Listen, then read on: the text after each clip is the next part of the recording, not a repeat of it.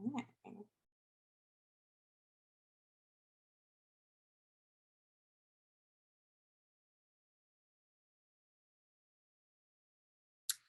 Okay. So today you are going to hear from 8 of our internship students, and they are at some really great sites. So we're going to hear about the YWCA, Westboro Behavioral Health, Crest Collaborative, Mass General Brigham Salem Hospital, Northeast Diversion, Northeast Arc, Windrush Farm, and St. Anne's Home. So it's really exciting because it's such a variety of different sites and students are doing a lot of really exciting things. So I'm really excited for you to hear from them. So I am going to stop talking now and I'm going to turn it over to Allie, who will share first.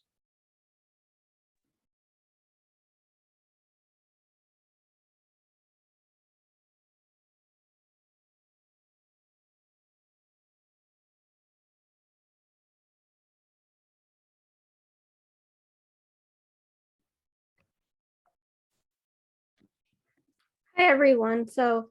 This semester I'm interning at the YWCA Northeastern Massachusetts. There's a couple different locations around here, but I'm interning at the Haverhill location.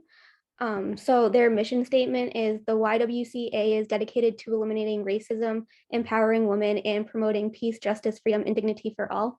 So the population I'm working with is survivors of sexual assault and domestic violence. Some of the different resources they provide are things like support groups, individual counseling, and court advocacy. And additionally, they do a lot of educational presentations. So some of these include presentations to colleges like Northern Essex Community College, talking to various medical professionals and police stations.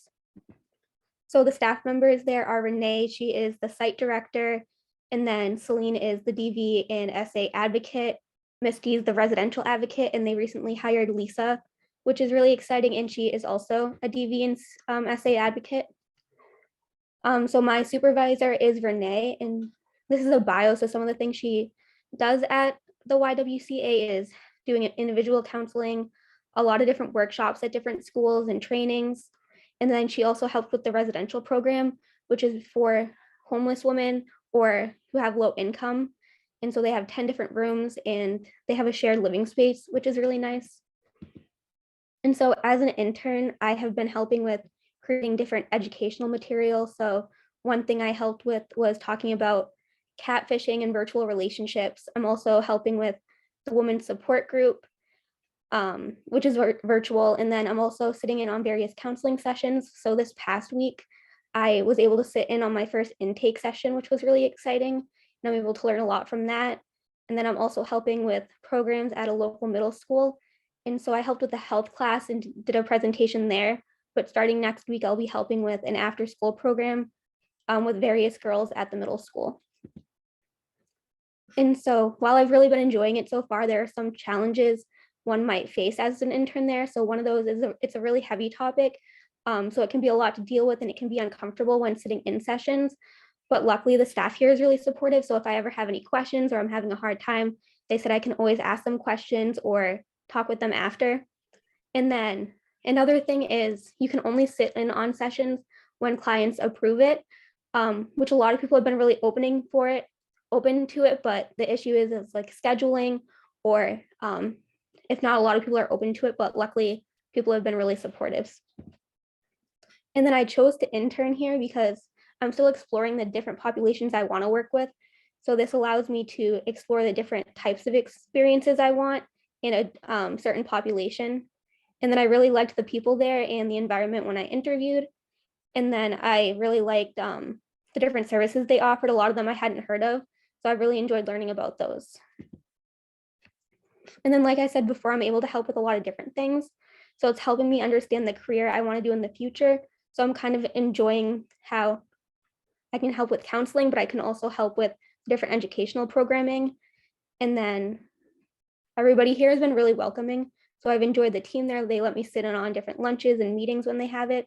So I've been really grateful for the experience I've had there and the team there. Thank you. Great. Thank you so much, Allie.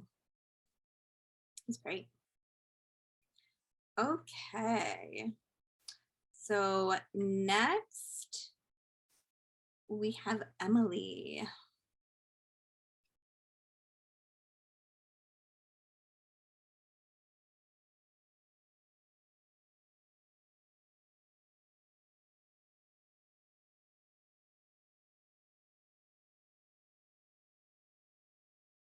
Sorry, I forgot to unmute. Oh, that's okay. Oh, Emily, I think you need to share. Oh, there you go. Perfect. Okay, so I am currently interning at Westboro Behavioral Healthcare Hospital. This is kind of just an outside view of what the hospital looks like with our logo. So Westboro Behavioral has their mission statement is CARES. That stands for consistent attitude, responsiveness, enthusiasm, and service. So Westboro serves various populations. They serve adult inpatient, which is ages 18 plus, child inpatient, which is ages 4 to 12, special needs inpatient, which deals with like autism, ages 8 to 18. There are adolescent and adult outpatient programs. Those are both partial hospitalization programs, which is the medically supervised program, typically 4 to 5 days a week with 4 groups a day. And then they also have intensive outpatient programs, which isn't medically supervised, and it is 3 days a week, 3 groups a day. Westboro also offers a first responder specialized treatment program, which deals with trauma from being in that field. So there are various different outpatient staff. The main one is clinicians. They facilitate group sessions for both inpatient and outpatient. They do assessment, they create, monitor treatment plans, they do intake, they create behavioral plans if needed. There are certified occupational therapy assistants. Those are CODAs. They provide therapeutic, recreational, and activity services to all patient programs, including special needs, adult, dual diagnosis, child, and adolescent. I've sat in on a few wellness groups that the CODAs run, where they do topics of like mindfulness or sleep hygiene in general, different things like that. There are also case managers. They provide direct clinical interventions and treatment planning. They insist in planning, implementing, coordinating, and evaluating options for the continuum of care, including follow-up appointments, housing, and transportation arrangements upon discharge. So this is my supervisor. Her name is Jacqueline Mulligan. She's the outpatient director. She's a licensed independent clinical social worker, and she began at Westboro with the creation of the outpatient program back in January. And she herself is responsible for building much of the program. She basically created it. So the role of an outpatient intern is to shadow clinicians in various groups. Like I said, like I shadow clinicians in wellness groups, psychoeducation, psychotherapy, whatever group they kind of stick me in for the day. I observe patient behavior in regards to their progress in treatment. And then if I see something that needs to be brought up to a clinician, I usually talk to them about it. I also do group note auditing, which is basically going through group notes that clinicians make for patients and recording on what days, like what sessions they attended. And then I also do scanning. And then I will assist mental health technicians with lunch duties and other kind of mundane responsibilities. I chose Westboro because it's such a unique opportunity. I get to be in various different populations, whether that's inpatient or outpatient. And I feel like it's helped me really narrow down what kind of population that I want to work with. Furthermore, like it's a clinical setting, which lines up with the type of work that I want to do in the future. I knew that I didn't want to work in a school and that I would rather work in a hospital. So this was kind of the perfect opportunity for me. When I was picking my internship, I was looking at like a more smaller counseling setting, like a therapy office, but I knew that I wouldn't gain as much experience there as I would at like a hospital. So there are a few challenges of interning in a clinical setting in general. You're going to experience things that you may not be necessarily comfortable with. I've toured inpatient before, I've been in groups in inpatient before, and it's something that I'm slowly becoming more comfortable with, just because it's a very different environment up there than outpatient. It's also a very highly emotional line of work. You're dealing with patients with severe issues or severe traumas, and hearing about it can be a lot on your just on your psyche in general. The outpatient program is relatively new. Like I said, it was established in January of this year. So my role and the role of like the other interns aren't really established yet. And it is a 45-minute commute from North Andover. But I do really love Westboro. It has allowed me to experience what it's like to work in a clinical setting. I learn so much every time that I go there that furthers my education and things that I'm learning in this semester right now. I'm really enjoying building therapeutic relationships with our patients, especially the adolescent groups. I really enjoy being in the adolescent groups, and group sessions in general allow for me to shadow clinicians and how they facilitate groups. So I'm hoping by the end of my internship that I'll be able to facilitate my own. And that is that. Great. Thank you so much, Emily. Okay, up next we've got Riley.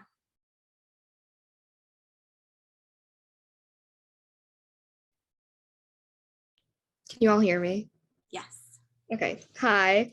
I am doing my internship at Collaborative for Regional Educational Services and Training, or CREST. Their mission statement, this is exactly from their website, is CREST empowers all learners by maximizing strengths, removing barriers, forming relationships, and seeking innovative solutions to create a lasting positive impact into their adult lives, and equipping them with tools to succeed in a safe and supportive learning environment and within the greater community. So this is a school, so it is a pretty big school.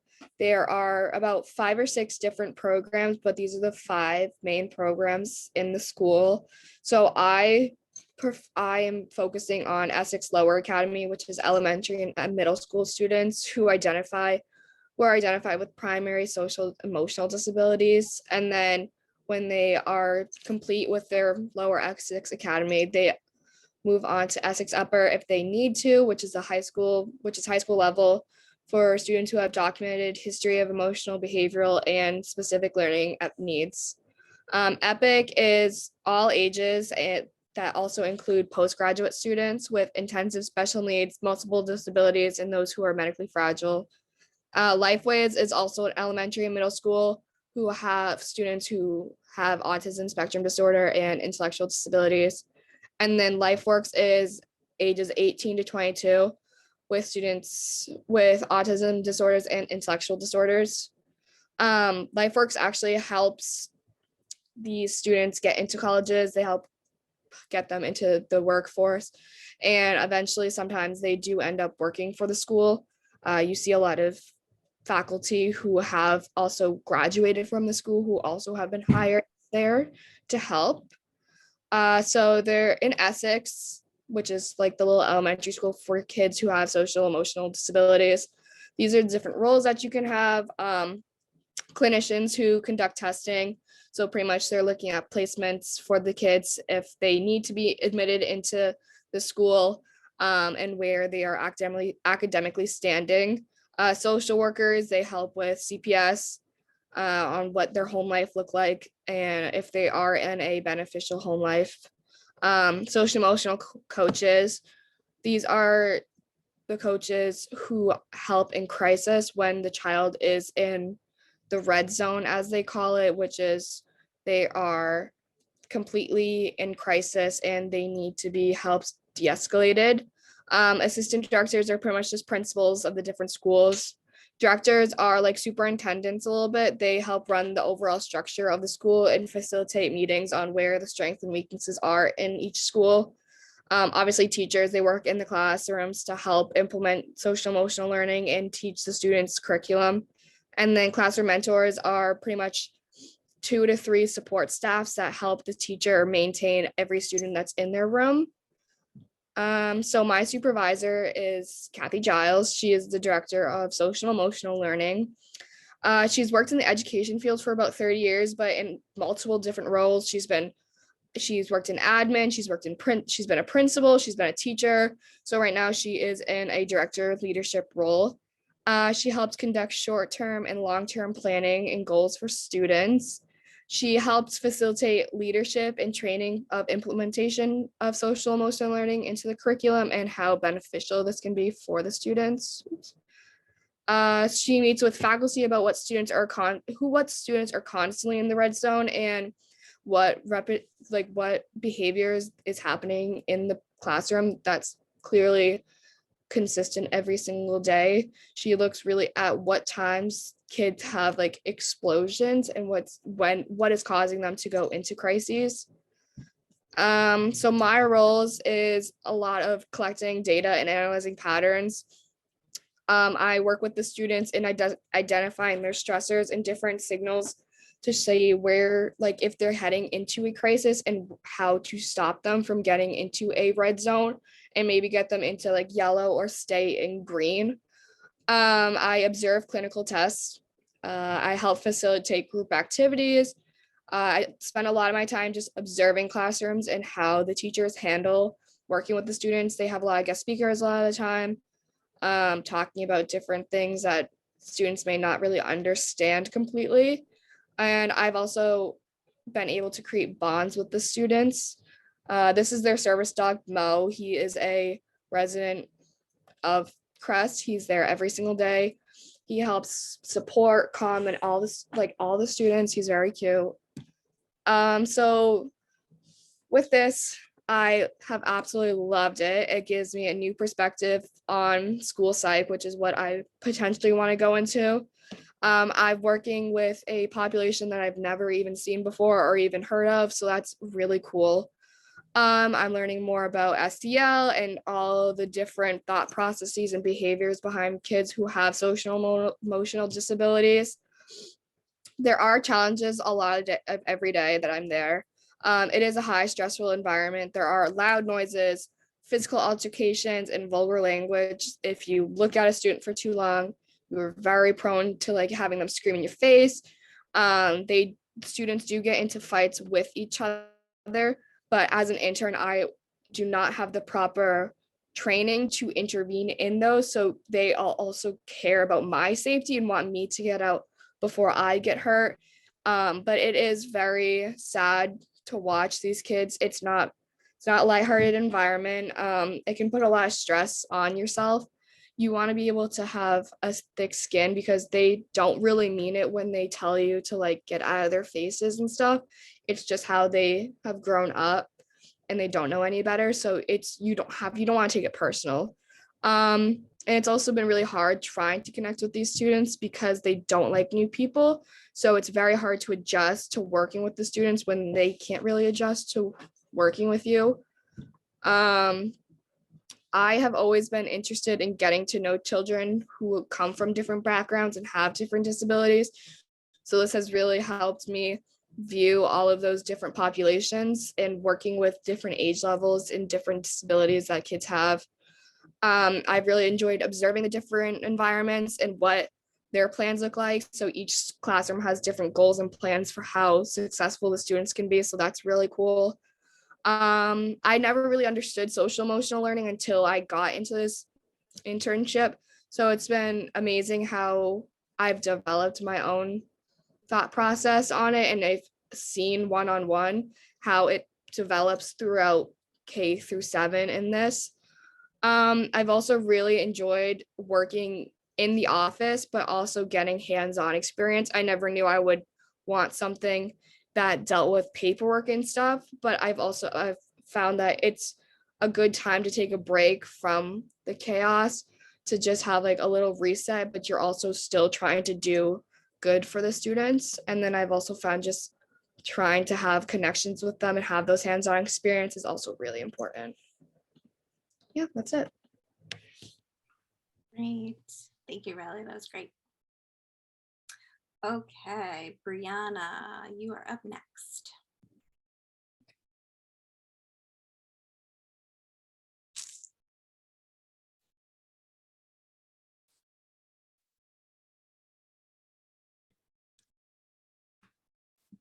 Okay, I don't know why I can't see. So I chose to work at the Salem Hospital, which is a part of Mass General and Brigham. So there's a bunch of them all over Massachusetts. So it's located at 81 Highland Ave in Salem. It's like 3 minutes from the Salem Center, which is really cool. Sometimes my coworkers and I will like order lunch from there. It's been cool to like meet a lot of people that live in the community of Salem. It's not a place I'm really familiar with, so it's pretty cool and it's not too far. So their mission statement is pretty much that they're committed to achieving health equity and measurable improvements in the local population's health status. And they say that through our community benefit program, we collaborate with community stakeholders to enhance existing programs and develop new programs to respond to the healthcare needs of priority populations in our community.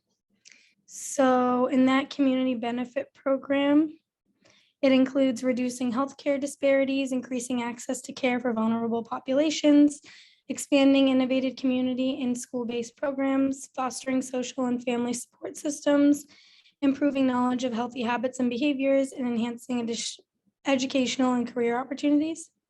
I can give you a few examples of how these things are carried out. So one thing they offer is like a financial counselor. So a lot of the times a big population of the patients that come in there are homeless. So they can't really afford, like, for example, an ambulance to transport them anywhere because it costs thousands of dollars. And then another example is like enhancing education and career opportunities. So they offer a program that's like public forgiveness. So for example, after working there for 6 months, you're eligible to receive some sort of financial help with your education, which is really awesome because they're a private nonprofit organization, which is really good to know for the future.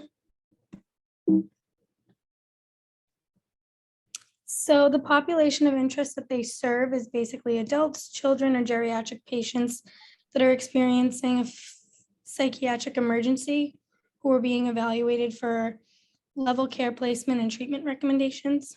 So basically they come in during an emergency and we basically decide if they would be better placed elsewhere or in our own hospital inpatient or outpatient units. So these are just some of their departments. They have like a million, not literally, but the hospital itself is huge and it's like its own campus. So there are a million parts to it and it's like a maze when you get in there. I still don't even know where I'm going when I go there. And then some of the staff roles. So I'm a case manager assistant or a CMA. So I'm basically an assistant to a case manager. So I handle a lot of the paperwork and just a lot of the busy work that takes some time off their hands because they are dealing with a broader circle of people and support groups to help that certain patient. So basically a case manager assesses the treatment ideal for each patient. They evaluate and create treatment plans. And then a lot of the clinicians I work with are either have their LMHC or their LICSW. And they basically evaluate the patients and diagnose them according to the DSM. They update the patient charts and they consult with the patient psychiatrists, supervisor, or other doctors. And then my supervisor, she basically makes all the final decisions on patients' treatment plans, and she'll evaluate certain patients that aren't really cooperating if she needs to. She also coordinates all the patient admissions and transfers. She still didn't answer me on a brief bio about her, but I can give you one. So basically, she has her LMHC and she also has her own private practice in Linfields. She works about 25 hours a week at my hospital, and then she works the rest of the hours privately. And she's really awesome. So some of my duties are to do bed searches. So bed searches are when you go in and you look at the board of patients that are in the hospital, and after they've been evaluated, it will basically say if they need, a CCS bed, a detox, an inpatient, or like a CBAP bed. And those basically tell me they have sheets where I just go down the sheet and I call and ask if they have any open beds. And then if they do, I have to either present the patient, so present their medical charts to them, or I just fax over the information, which is a lot easier. One of the harder things I do is I have, when patients get admitted to our inpatient unit upstairs, they have to sign something called the CV form. So it's basically a form that the patient signs, complying to stay in that unit for at least 72 hours, which is a really good thing because most patients just sign themselves out as soon as they possibly can, and they don't get the treatment they need because they kind of deny that they need the treatment. Another thing I do is anytime I make, any change, whether I have someone sign a form or I've heard from their family or whatnot, I have to update the patient's chart with the progress note, which can be really tedious, but it's really important, especially when you leave for your shift and someone else takes over, they have to kind of know where you left off. Another thing I do is I arrange transportation for the patients. So I'll arrange for them to have an ambulance, or for a lot of detox patients, they take a taxi. And I basically just use waivers to arrange those. And then another thing I do is I arrange detox intakes for patients looking to enroll in a detox. So I basically connect them with detox locations, and I have to just wait there until they finish the intake so I know if they've got in or not. And then another thing I do is I complete insurance authorizations. So I either call to get authorizations or I do it over the computer, which can be a really, really long process, sometimes waiting on the phone for like an hour or longer. So, yeah. And then I wrote a slide on why you should be a CMA here. I really, really like my job. One of the reasons why I chose to work here specifically is, like I said before, it's a private nonprofit teaching hospital. So they offer a lot of teaching experiences, but not until you get a bachelor's. I also wanted to get experience in a clinical setting, and I wanted to work with patients directly and kind of just like observe them. I also wanted to be able to shadow clinicians, social workers, LMHCs more directly. And I wanted to get paid versus doing an internship. So yeah. So some of the possible challenges, I wouldn't say that this hospital in general offers me any challenges. I really enjoy it, actually. Just the job itself is hard. There's a lot of workload and a lot of responsibility with sometimes long hours.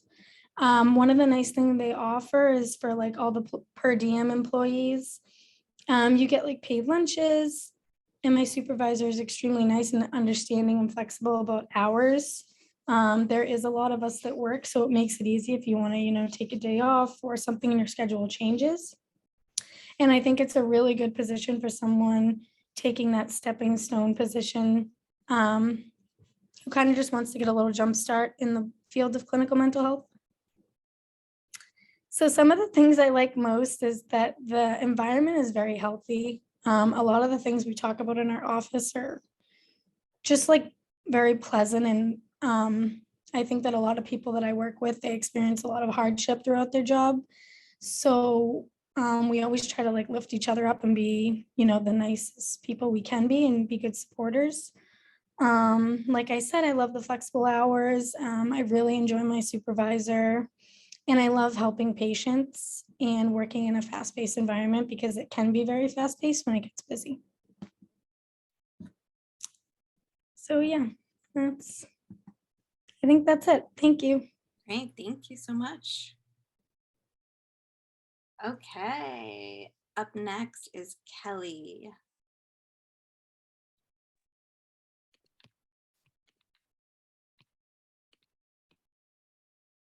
So, I am interning at NFI Massachusetts, and I'm at the Northeast Diversions program. So just an overview of the agency that I'm at. So NFI, which the head office is in Danvers, their mission statement is maximizing potential to achieve the full promise of community living And I am at Northeast Diversions in Haverhill. So it's a residential program for female and male clients aged 12 to 18 with emotional and behavioral issues. So NFI is a nonprofit, so they work directly with the Department of Children and Families and the Department of Mental Health, which is DCF and DMH. And down on the right is the program diversions. Okay. Staff. So some of the staff and the titles of the people that I work with, program director, assistant program director, residential director, head clinician and clinicians, case manager, direct care, and overnight. So my supervisor, who I'm working directly with currently, her name's Shayla Brandon, and she's the case manager. So she has her degree in psychology, and prior to diversions, she actually worked as a case manager at Milestone, which is another program under NFI. And just some of the things that she does, like in her everyday, which I know some other people have talked about case managers at their locations, but she manages personal and medical information of the clients. She organizes treatments, activities, and outings for clients, and she writes and inputs incident reports. So the role of an intern there, I'm still sort of like in my observation shadowing period. So these are some of the things I'm kind of like learning how to do and I'm watching how to do. I'm learning about the behavioral and emotional history of clients. A lot of the clients have like extensive behavioral history. So it's kind of like a lot of information all at once that you learn about. Individual and group clinical sessions, direct care with clients, creating treatment and activities for the group of clients, and writing and also inputting incident reports into the database that they refer to, and also DCF. So why did I chose NFI and Northeast Diversions? So NFI itself, they have many options for psychology and related studies like health sciences and also criminal justice. I'm a crim minor, so I was also kind of interested in this agency. They have the other services are youth and family behavioral services, juvenile justice, and also ambulatory services that they provide. They provided a lot of extensive training that can be applied to other job opportunities. These are just a few of the trainings that I did: first aid, suicide prevention of the clients, and personal safety. And it's a really welcoming, inclusive environment, the supervisors and all the programs in general. And the reason I chose the Northeast Diversions program, when I interviewed there, my head supervisor and the program directors were really eager and welcoming, not only for somebody to help them, but also for my learning experience and what I wanted to get out of it. The client history and the age range, the kids, like I said, are 12 to 18. Most of them tend to be around the 16 to 18 age range that are currently there now. So that was kind of appealed to me a little bit more compared to kids at a younger age. I'm not really as interested in their history. They have a lot of extensive history that is really interesting to learn about and see how their treatments are applied to the issues that they deal with. And it's really convenient location in Merrimack. It takes like 15 to 20 minutes to get there, at most like 20 minutes. So it's nice. And some of the challenges and benefits, the direct care with the clients is probably my number one challenge so far. The clients have like I said, a lot of extensive behavioral and emotional issues. So it can be really difficult for them, not only someone new coming into their home since they live at the program, but also interacting with them. They're not as nice right away. So that's been probably the most difficult thing that I've been experiencing. Also obtaining a lot of information quickly. In just the few weeks that I've been there, I've learned many different clinical things that they do with the clients, like sitting in on clinical sessions, the history of the clients, and being able to know that all at once. It's kind of a lot thrown at you. It's a lot of useful information, but it's also kind of difficult kind of remembering it some days if you're not going as frequently to the program. And staying present in a difficult environment.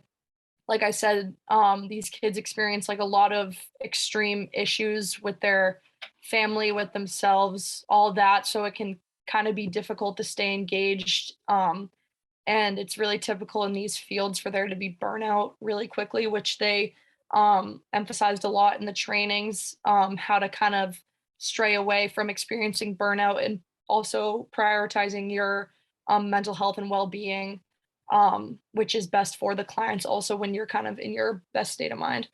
And some of the benefits from being at this location, I've learned a lot about many different like psychology related topics. Like I said, clinical, behavioral and emotional health, mental illness, um, all that sort of stuff, and how it's actually like applied and really what it looks like in real life. I feel like when you take classes, you kind of don't experience what it actually looks like until you're like really there.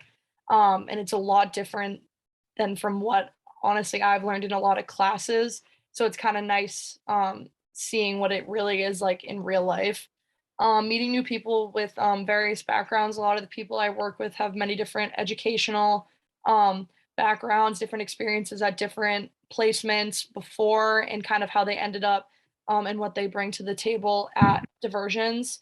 Um, and also learning how to create trusting and healthy relationships. This is one of the main things that are taught to the clients, since they do have a difficult time maintaining and creating relationships with people because of their extensive history that have stemmed from their family. So while also you're teaching that to them, you kind of also learn that for yourself, how you can apply that to the relationships and the friendships that you have in your life.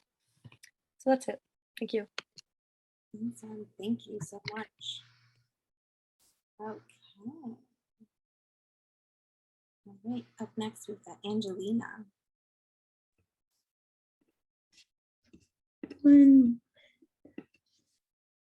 Okay. Hi, everyone. I am Angie, and I intern at Northeast ARC. So it is located at Liberty Tree Mall in Danvers. This is just a look of what it looks like. Their mission statement, sorry. So the Northeast ARC helps people with disabilities become full participants in the community, choosing for themselves how to live, learn, work, socialize, and play. So these are their programs that they offer at Northeast ARC. It's for a variety of different ages for people. I'm going to be going more into community employment, which is the STEP program. So the STEP program is a community-based day program designed to support participants for them to be able to build work and life skills so they can become productive members of their community.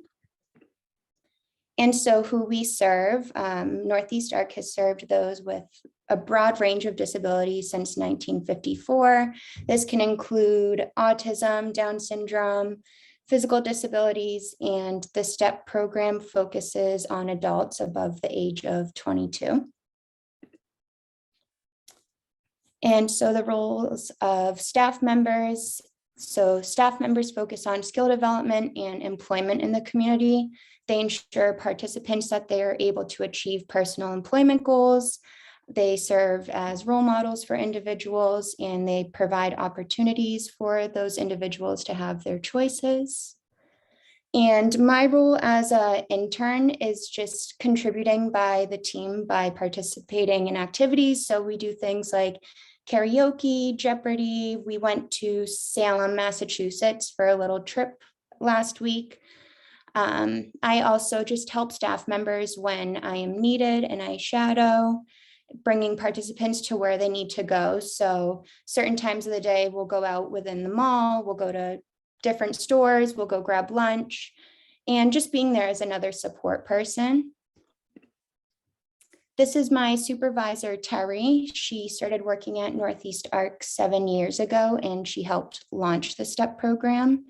The program started off with 10 individuals, and it has grown to over 50 different participants. So why I chose Northeast ARC. So their mission to help a population that at times can be overlooked is so important to me. I did Buddies Club in high school, so this is very kind of similar to that. Working with those who have disabilities, it can be rewarding, it's genuine, eye-opening, and I'm able to see things through different perspectives. So I would encourage others to intern here. Like anywhere, there's challenges. Some of them at Northeast ARC for me has been trying to be a support person, like for more than one person at a time. There's also communication barriers. So there may be some participants who are nonverbal, and trying to have them communicate their needs. It can be difficult, but it's a learning process. Implementing my own personal boundaries, when to say no, or when I need to ask questions, something like that. And not being as busy as I thought I would be. It is more laid back than I thought. So I thought I would be a little bit more busy, but I do really love interning at Northeast ARC. I've been able to form relationships with participants, staff members, which is amazing. And I feel so welcome every single time I step into the building.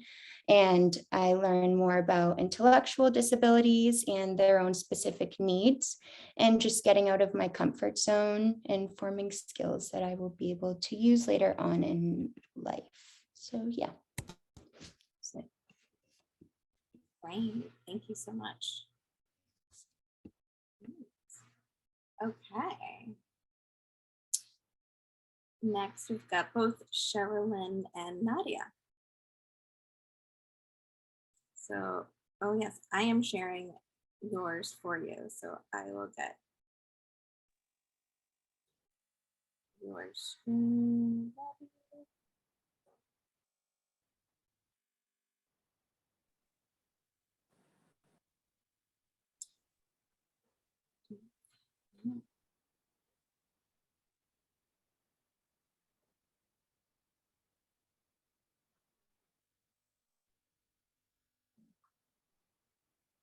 All right, so we're both doing our internship at Windrush Farm, which is a therapeutic horse riding center in North Andover.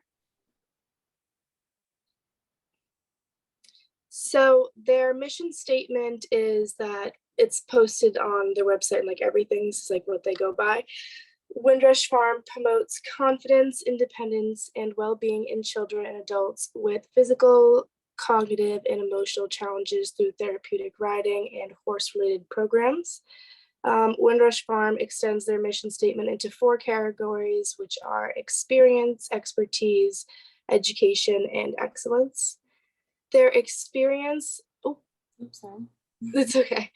For experience, Windrush was one of the first therapeutic riding centers in the United States since 1964. And expertise, their team of horses are carefully trained and led by in-house professionals, and they work together every day to challenge their clients to push beyond their perceived limits in a safe and controlled environment. And for education, they aim with their team of skilled, licensed, and certified professionals to facilitate the advancement of educational equine, which is just horseback riding, assisted activities and therapies. And excellence, so Windrush enhances the quality of life in our clients by maintaining high standards.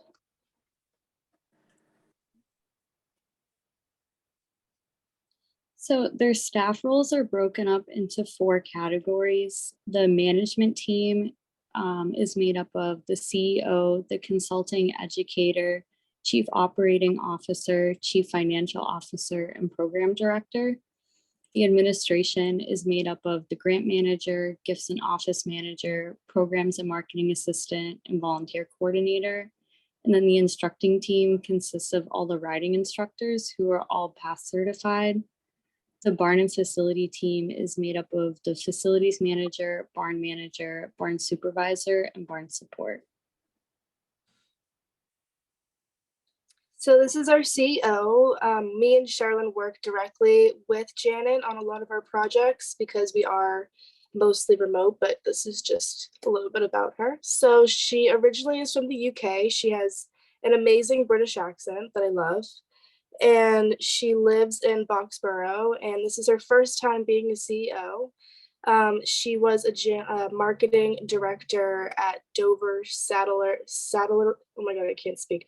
Saddlery before joining Windrush Farm in 2016. She's very driven and very passionate in her work. She makes sure all the horses' needs are met and goes above and beyond to make sure the horses feel loved. And those are just a few pictures of her.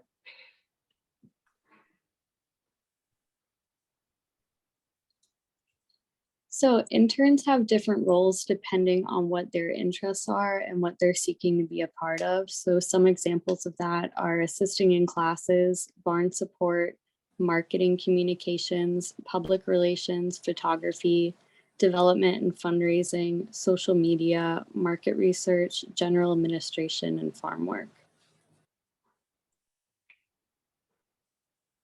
So why I chose Windrush Farm, I chose to pursue my internship here because it's close to Merrimack. It's like 10 minutes away from Merrimack, and it was also out of my comfort zone.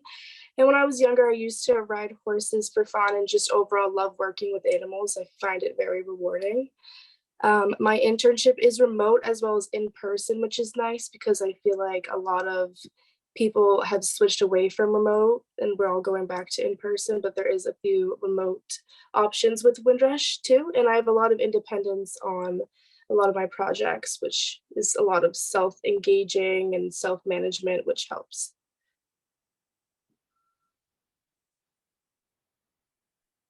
So I chose to intern at Windrush Farm because the environment was nothing like I'd ever been a part of before, because I don't spend really any time on farms and never have. I also had the opportunity to work remotely and in person, which allowed me to use a lot more of my time between classes to do remote work where I otherwise wouldn't have been able to come in person. And working remotely is teaching me time management skills and a lot of independence. So some overall challenges for remote interns is you're in charge of keeping track of your own hours. So you're responsible for making sure that you meet the 8 to 10 hour requirement each week, but Windrush is very good at like making you meet your goals as long as you like communicate them with them. And you're in charge of staying on track, which requires a lot of self-management, but a lot of the staff there is very willing to give you stuff to do for hours. Windrush also presents interns with the opportunity to be a sidewalker or to like work hands-on with clients and horses, but you are required to have proper training for that, and it can be a little overwhelming, but I think it's also rewarding at the same time.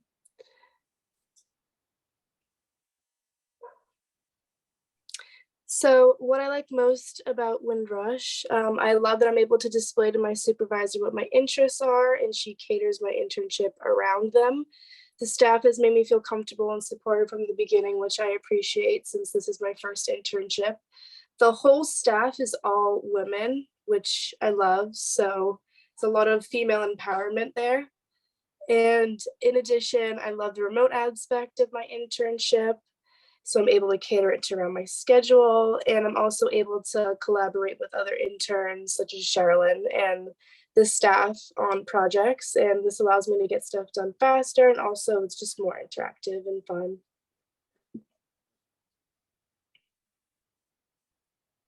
So I love the independence that I have because, like Nadia said, you still have so much support from the staff, but all the projects I work on are completely my own. And this allows me to work on things on my own time. And I can take a lot of time knowing that I'm not holding anyone else back because I get to see projects through from beginning to end. I also really enjoy the time that I spend working on projects with others like Nadia. Because I do spend a lot of time doing remote work, it's nice to be able to interact with others when I go on site. All right. Great, thank you both. Okay. Next, we've got Megan, who will be our last presenter.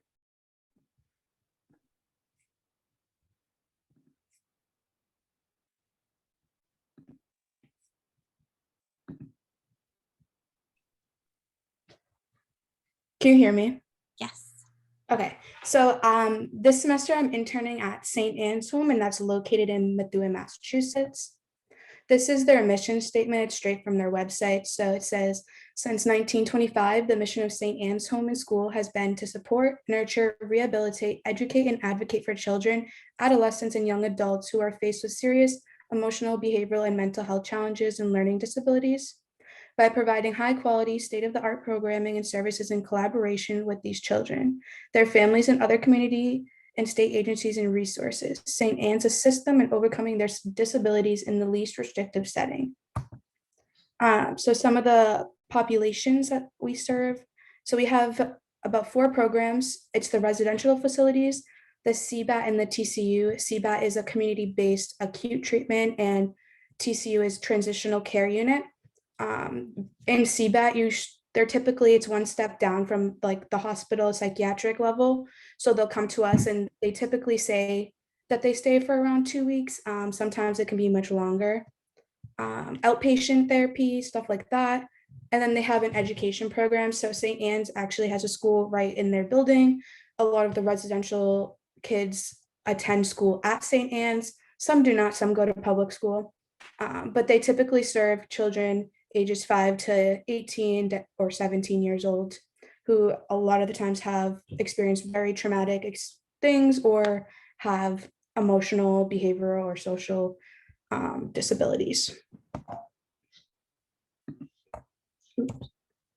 So some of the roles of staff members or interns. So at St. Anne's, I'm considered a full-time staff member because I do get paid for my internship and I do a minimum of 20 hours a week. So some of the things that we do, because I'm in the residential facility, we do like parental figures. So we're like cook meals for them, teach them hygiene. We do a lot of homework. We provide a therapeutic environment, which is like we do group therapies on Wednesdays. We support them through their emotions that they feel throughout the day.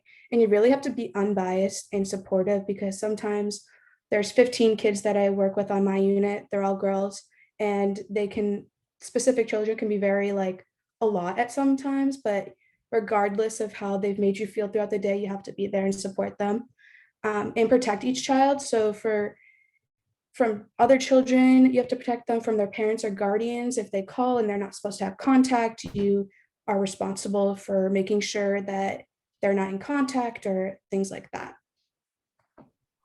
So some of the challenges being at St. Anne's is definitely experience a lot of secondhand trauma because most of the girls that I work with have come from very traumatic experiences, domestic violence or whatever it may be. So hearing their traumas or their behaviors are resulting from their traumas. So that's definitely a challenge. I am required to work a minimum of 20 hours because I am a full staff member. I have to do 20 hours a week. So that's been probably a little bit of a struggle between school and sports. And then feeling like sometimes you aren't making a difference is a little bit challenging. It's a very fast-paced environment. There's always something going on, especially because there's 15 kids on a unit and you're one person. There are 5 staff members at all times, but sometimes that's a little bit difficult. And then conflicts with like parents. So like a lot of times their parents will call and their children can report things that aren't necessarily happening, and then they have issues with you, and it's just, so that's definitely a challenge, and you have to be able to maintain your composure in those times. And then restraint. So you get trained in a lot of different things, and restraint training was probably the worst one for me just because I never want to have to put my hand on a kid who especially has come from a domestic violence background. But sometimes that is part of protecting them. So that is definitely something that can be challenging. I haven't had to do that so far being there, and I hope I don't have to. So what I like most about it is you get to build bonds with each of the girls. It's really rewarding. Like I said before, like feeling like you aren't making a difference, but the times that you do, that it like just makes you fulfilled in what you're doing. And I like go to work every day that I work, and I always want to be there. Like there's never a time I really don't want to be there. Obviously it's frustrating sometimes, but it's very rewarding at the end of the day. So why I chose St. Anne's was because I talked to many other internship places, and I just felt that St. Anne's had a very good like program where they have all different facilities. They have psychiatrists in the building, they have therapists in the building, and everyone works very collaboratively. We do staff meetings every Thursday, so all the girls who their therapists come up every week, the psychiatrist comes up every week, and we talk about the specific child and what behaviors they've been displaying, what different, like if they've been improving and things like that. And it's very like eye-opening. You get to really see how everyone comes together as a team. They talk about case management stuff. So I really like enjoyed that. I feel like I just had a lot more opportunities than other programs where I would just have been observing, and this one's a lot more hands-on, and that's what I was really looking for. And that is it. Great. Thank you. Okay, so now I have some questions that I'm going to ask the group, and I'm going to actually post those questions so that everyone can sort of see what I'm asking. And if people, like I said, if people have questions for any of the students, please feel free to ask those questions, put them in the chat, and I will check for that and ask questions, those students, those questions. So the first question is, why did you decide to do an internship? And I know I have Riley and Allie were going to answer that one for me. So Allie, do you want to take that first? Sure. So I definitely wanted to do an internship because I'm both a communication psychology major. And so before I had an internship that was more comm focused, and I wanted to really explore what I wanted to do with my psych major. And I really wanted to finalize what I'm interested in. So I decided to do the internship at the YWCA kind of just to explore more what I wanted to do and understand what I liked most in a job. Absolutely. Thank you. And what about for you, Riley? I chose to do an internship because I really wanted to get experience. I haven't had a lot of experience working in a psych field other than kind of subbing. And I'm also a sociology and education minor. So I kind of wanted something that would combine all three of them. So I felt like working in a school would be like my best step into getting some experience first. And I kind of just wanted to get some more hands-on experience. I guess I could say experience as much as I could, but it's really about just wanting to get experience in the psych fields and how you can help those that are in need of help. Absolutely. And I think what you both said was important because you're both doing more than just psychology. And so now you're exploring different components and making sure kind of you're following the right path in the right direction. So that's great. Okay, so the next question is, what was the process for you of getting an internship? And for that one, we have Sherilyn and Angie. And Sherilyn, do you want to take that one first? Yeah. So first, I communicated with you a lot over the summer, discussing different types of internships that I'd be interested in. And then once I had like a solid list of that, then I started my resume and my cover letter. And it was really helpful to find sites I was interested in first, because then I could cater my cover letter to those specific sites. I applied to around 10 sites total and didn't hear back from a lot of them until after the semester had already started, and then I had already accepted my internship at Windrush. But it's important to reach out to the sites really early, in case you do have those long waiting times, because they have a lot of applications to go through. And it also gives you enough time to reach out again if you haven't gotten a response back. So I ended up doing that a couple times too. But even though I kind of had like a later start to my internship, I was reaching out to sites really consistently. So I was able to get back on track really easily. Absolutely. And you're a great example of persistence because you started and you really worked hard and you were persistent and you got in touch with people and you didn't give up on it. So that was the most important piece, because I think it would have been easy to say, this is too hard and people aren't getting back to me and I don't want to deal with this. But you kept going and it paid off, which was great. So that's what I appreciated about you. Dealt with people not getting back to you and not hearing anything. And of course, after you have an internship, that's when they all get back to you. But yeah, you persisted and then you got to be part of an experience that you're enjoying. So it all paid off, which is great. So good. And what about for you, Angie? Yeah, so very similar to what Sherilyn said, I reached out to about 5 different organizations, and I heard back from most of them pretty quickly. I definitely made it harder for myself by waiting until the last minute, but I was fortunate to get those opportunities.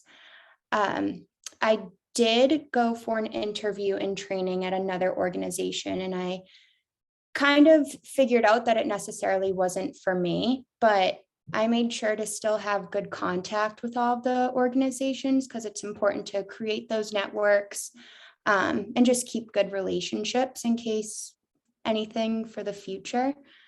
But yeah, so that's where I landed at in Northeast ARC. And I guess my advice to everyone would be to maybe stay on track, stay persistent, and keep a good open communication with others. But yeah. And I really appreciate you saying, open communication, even if sites get back to you and you maybe already have an internship or you aren't as interested, still responding to those emails, and because you never know what a good connection might be later on. So it's really smart. And you also were someone that went on multiple interviews because you were looking for the right experience that would fit you. And I think that was really, really important. So that was a great other piece to your kind of process. So great. Thank you. So the next question is about connections that you're making from things you've been doing in the classroom or learning in the classroom to what you're seeing and learning at your internship site. So Emily, I know that I've got you up for that one first. So I am currently taking a class called Clinical Practice, which is basically a class where you role play clinician patient scenarios, and we're learning about basically the job of clinicians and how they talk in therapy.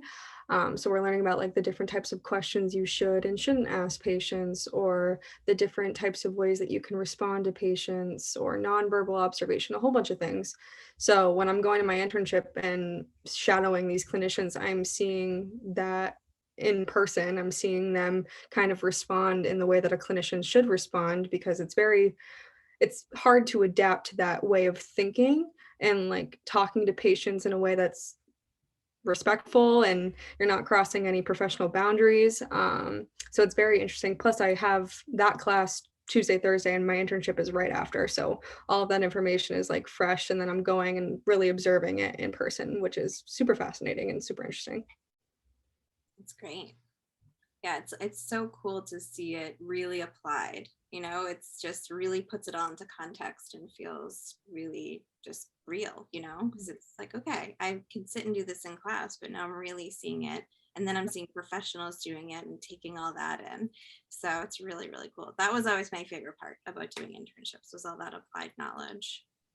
What about for you, Megan? So for me, I have learned a lot about like different, so I have 2 things. So I've learned a lot about different like mental illnesses and things like that. And I'm seeing that firsthand with a lot of the girls that I work with. So a lot of them have RAD, which is reactive attachment disorder. And like I've learned about it through textbooks and things like that. But like seeing the inability for them to create relationships with their caregivers and things like that has been like really eye-opening, because you can actually see it, how it like plays out in a real scenario. So that's been interesting. Another side to connecting that to the classroom and stuff is I took a social work class, and we learned a lot about obviously DCF and the different programs. And I seeing like firsthand the how broken the system it is of DCF. A lot of the children in there are in there and stuck in there because of DCF and their inabilities to process their cases, and there's just a lack of social workers. So that's definitely been a negative thing for me, is like I'm actually seeing this firsthand. You hear a lot about it, but seeing it like kind of breaks my heart, and I wish there was like more that we could do, but it really comes from DCF in that system, because we're kind of under them, even though we're a nonprofit organization, but we have to follow their certain case. So Absolutely. And I think that it's such important insight that you're getting, and you don't get that from a book. They don't write about that as clearly as you're going to see it when you're seeing it really happen, or you're talking to that social worker that's experiencing that struggle, or seeing that child impacted by that struggle. And it really shifts your perspective and helps you think about it in a different way. So it feels kind of negative, but it's actually such a positive, because you're getting that firsthand information. So it's tough to experience and see, but it's really, really great insight. So I think it's pretty interesting. Hey, thank you. So the next piece is sort of similar, but kind of in the reverse of, how does your internship enhance your classroom experience and knowledge? And I believe Allie was going to take that one for us. Yes, I'm also taking the class that Emily was talking about, clinical practice. And I feel like a lot of the times when I'm in class, I'm kind of thinking about like, oh, I could use that in my internship, or that's something that would be helpful to think about while I'm in my internship. Or if I'm reading an article for a class, I'm sometimes thinking about how I could apply it to my internship, or how it would affect the population I'm working with. So I think it is really helpful to see in class how I can apply what I'm learning while I'm in the classroom, and still able to think about it, and then able to apply it later when I'm in my internship, which I think is really helpful, so that I'm knowing it's not just something on paper, it's actually something in real life, if that makes sense. Absolutely. And it's similar to like when I'm as a licensed clinician, I have to go and do continuing education for my license. So I have to go to trainings, and I love when I can apply what I learn in a training right to the work I do clinically. That is so great. I love it. So for you, you're doing the same thing. You're soaking in all this knowledge in class and thinking about, how can I use this? Ooh, this is like really applicable to this person I see at my internship. That's amazing, because you're applying this knowledge immediately. And I feel like you're seeing it in context and probably understanding it even better because of that. Because you're automatically thinking about how to use it and who it reminds you of. And so you're probably going to remember the classroom information even better because of that. So I think that's really cool. Okay, so the next question is, what advice would you give to other students who are thinking about or planning on doing an internship? So for this one, we've got Brianna, Emily, and Nadia. So Brianna, what might some advice be from you? So I think a big step with the whole internship thing for me was like, I know in years past, I think I not dabbled around, but I tried to just figure out what it was that I wanted to do. And then I needed to figure out, what degree do I need to get to this point? And so I figured that out. And then, for example, I want to get my LMHC. So I thought that this would be a good starting point for me working in a clinical realm. But it also suffices in terms of like, even if I didn't want to work in this setting one day, I can still use this to my advantage in terms of like getting into grad school or like things like that. So I think it's really important just to put a lot of time in. There are definitely days where I leave and I'm like, I will never work in a clinical setting. And then there are days when I leave and I'm like, I love it. So it's just important to put in a lot of time, I would say, and stay really organized. I think if you don't have a plan and if you haven't sat down and figured out a plan, even if it takes a few hours or a few weeks or whatever, it's really important that that step right there, kind of just takes you to where you want to go as long as you stay organized. A lot of things I use is like I use Google Notes all the time because a lot of the process of me getting this internship is a lot of things were time sensitive. And I think I really liked about this internship is, like a lot of other people, you reach out to people, they get back to you. It's kind of like, you're just kind of doing like a go around. I felt like this supervisor in general really wanted me to work for her and I really wanted to work for her. So it was like really, that's like really important because I think especially being an internship in this field, sometimes you get stuck doing things like, not that you don't want to do, but just like busy work, like try to find something that's actually going to serve you, even if, tomorrow I'm like, well, I want to be a school psychologist because this still gets me to like another step and it still helps me in a lot of other ways beyond just the internship. And I think it's important to just try out a lot of things, but make sure you spend a lot of time on each individual thing that you try because even to this day, like I've been working there for almost 6 months and I still like don't know a lot, like compared to other people like CMAs that have worked there. So, I mean, how can I know if it's something I don't want to do if I don't even know like all there is to know type thing? So I just think that's like a really, really important piece of advice from me. It's just like put the time in. Yeah, no, I love that because I think sometimes people also sort of not give up, but sometimes give up too quickly or they have a bad day or they start and it's not exactly what they thought they were going to be doing and they get really discouraged. But if they stuck with it, they would probably discover something really great. And yeah, like I went in on Sunday because like I've noticed recently she's been scheduling less and less CMAs. And so when I went in, I kind of just like I don't really know what happened. So I went in on Sunday and they told me that they had hired a company that does all of our bed searches for us, which is really interesting. It makes my job a lot easier. And then I got offered like a really good opportunity to run outpatient like therapy groups up on the next floor, which is really cool. So I think that is the longer you hang in there, the more benefits you reap, and it's good. I absolutely agree. No, that's great advice. All right, Emily, what about you? So I completely agree with Brianna about kind of narrowing down what you're interested in. I think I mentioned in my presentation that I wasn't necessarily interested in a school type internship, but you're definitely not going to know exactly what you want to do until you do something. I knew that I relatively wanted to stay in a clinical setting. So like my biggest piece of advice is to email as many places as you possibly can, because somebody's bound to respond and other people are bound to not respond. So narrowing down like what you want to do, and you can always do another internship. Like right now I'm really enjoying where I'm at, but I'm still definitely interested in maybe going to a smaller counseling office and seeing what it's like there.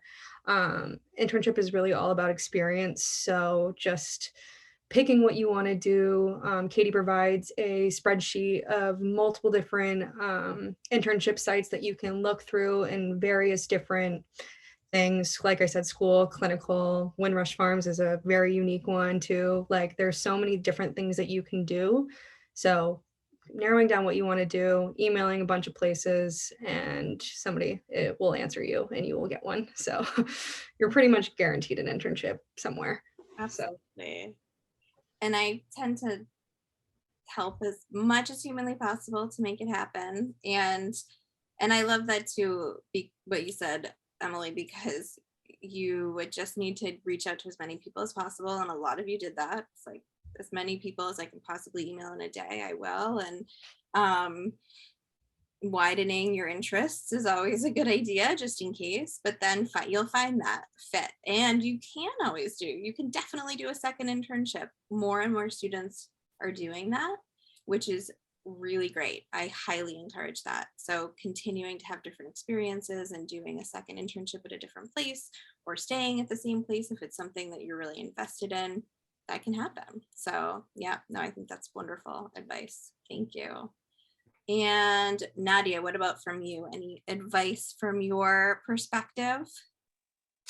Yeah, I mean, besides the ones that were already talked about, I would say just like securing your internship ahead of time was really beneficial for me. Like, yeah, I had it already secured in the summer for the fall, which was like, it made me less stressed when I came around to it, because a lot of people like do it when it's the fall and they'll just fall behind on hours. But luckily it made me feel at ease that I already had it secured ahead of time. Yes. Yeah, Nadia was my very first person to have an internship. Oh my gosh, it was before.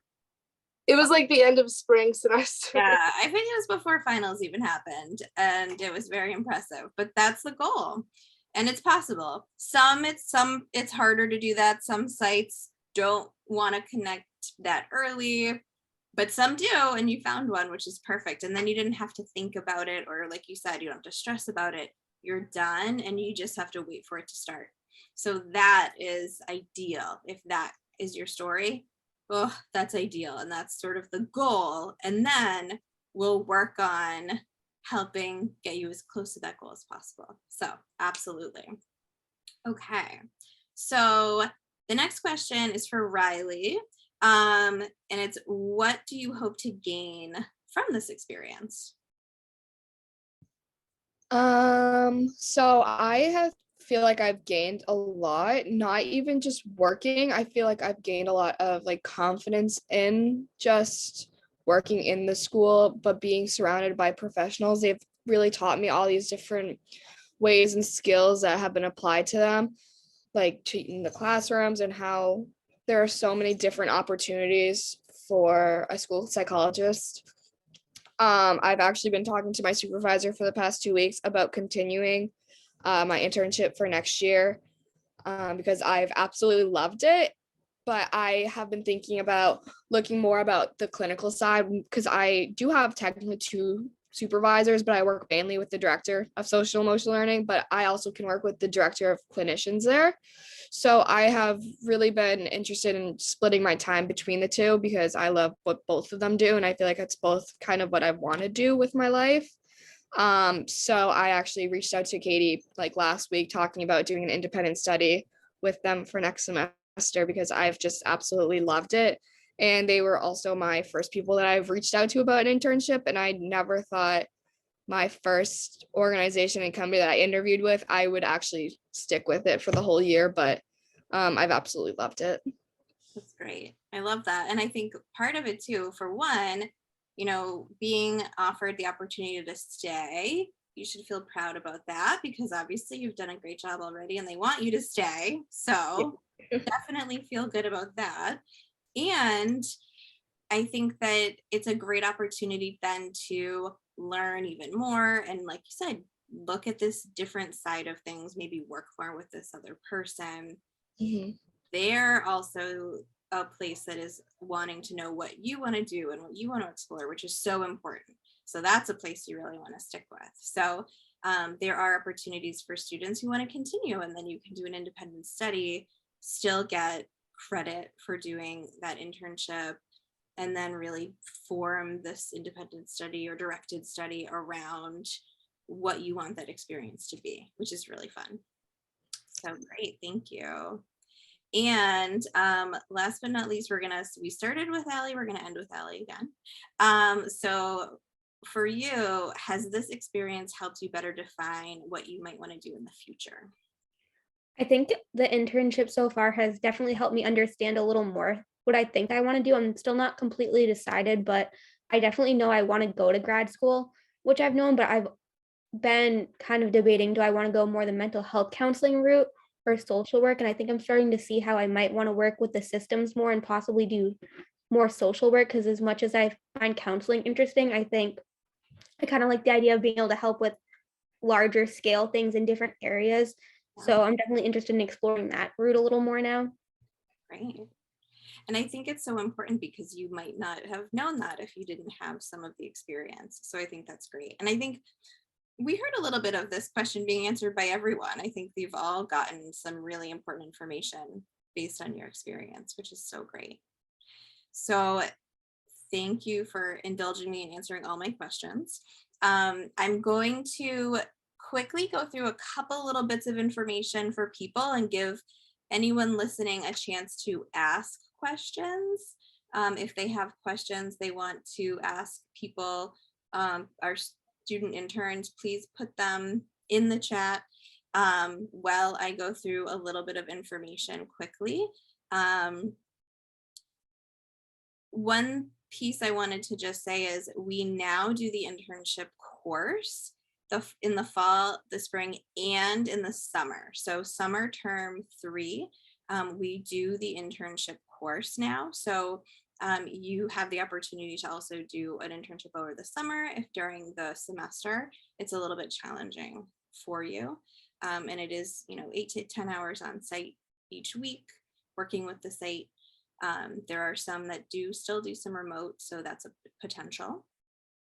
And if you're a senior that's here and you haven't done an internship yet, it's not too late. There's definitely ways that you can engage in experiences that are really meaningful. There's things you could even do over winter break, but there's things we could also talk about to do in the spring semester. So the really important piece is to think about what's the career path you're interested in. Are you thinking about research? Are you thinking about practice or the clinical side? What are some settings that are interesting to you? And then we can talk about it. We'll talk through your choices. A big important piece is your resume. So if that's something you haven't created yet, start putting it together. And then I can help with that. Talking to professionals in the field that are doing jobs you're interested in, coming to events like this. They give you more information, and that's really important. So before advising, which is coming up fairly soon, you can talk to me about the opportunities and how to fit it in your schedule, and then, really talk with your advisor about how to put that course into your schedule. And then once you're registered, we really can start looking for an internship and starting to talk about your interests, and I can help you figure out some sites that might be aligned with your interests. Ideally, by the end of the semester, we've got you something and you don't have to think about it over the winter break, but I'm also available to help during the winter break.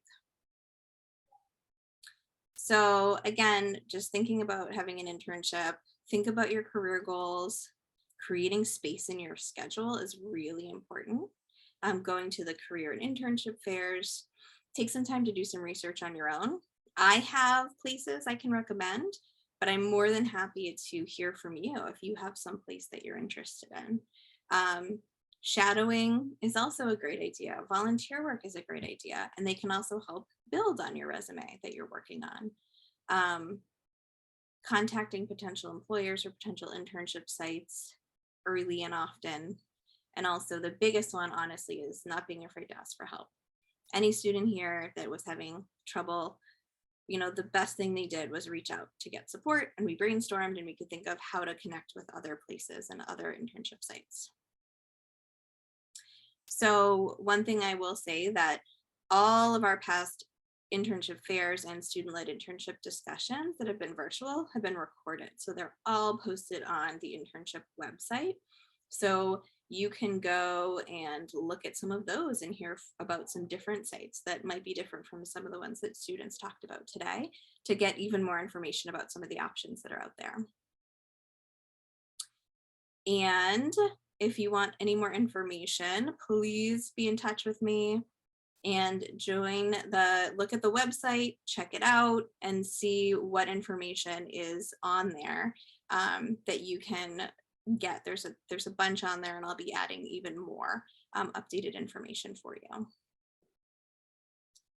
Okay, so if there aren't any questions, I just want to say thank you so much to our students. It was so great to hear from all of you. I love hearing about your experiences. You're all doing really, really amazing, amazing things.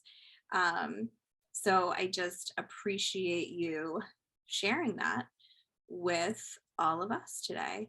I think that it's way more interesting to hear from all of you than to hear from me. So thank you, because you're doing the work. So thank you again for sharing. I really appreciate it. And thank you everybody for joining us and hearing about these great students here. Have a wonderful afternoon.